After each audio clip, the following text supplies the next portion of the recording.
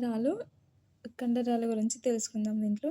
ఎముకలు కదలడానికి కండరాలు సహాయపడతాయి. మన శరీరంలో 600కు పైగా కండరాలు ఉన్నాయి.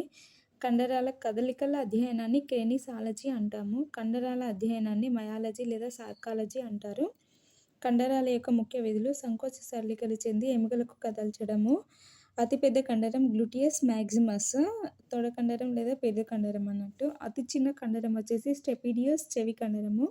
కండరాల 3 ముఖ్య లక్షణాలు: టిటానీ, కండర గ్లాండి అండ్ రిగర్ మోర్టిస్.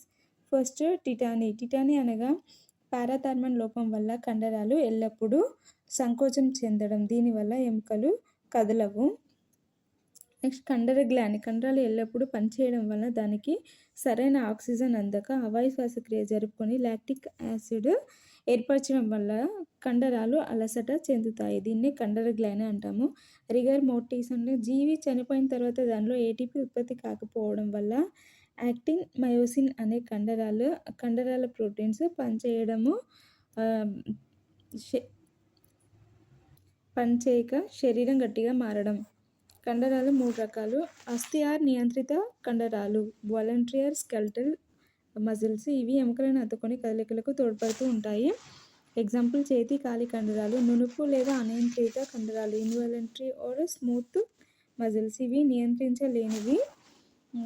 ఎగ్జాంపుల్: ప్రేగు, జీర్ణాశయం, మూత్రాశయము, గర్భాశయము, కంటిలోని కండరము. నెక్స్ట్ హృదయ కండరాలు, కార్డియాక్ మజిల్స్. హృదయంలో ఉంటాయి. కండర సంకోచానికి ఉపయోగపడే మూలకాలు పొటాషియం, కాల్షియం. దీన్ని వివరించే సిద్ధాంతము స్లైడింగ్ ఫిలమెంట్ థియరీ. దీన్ని ప్రతిపాదించింది హక్స్లే. నెక్స్ట్ కండరాలకు వచ్చే క్యాన్సర్ సార్కోమా. కండరాల్లో ఉండే వర్ణకం మయోగ్లోబిన్. ఎముకలను కండరాలతో కలిపేవి టెండాన్స్. Thank you.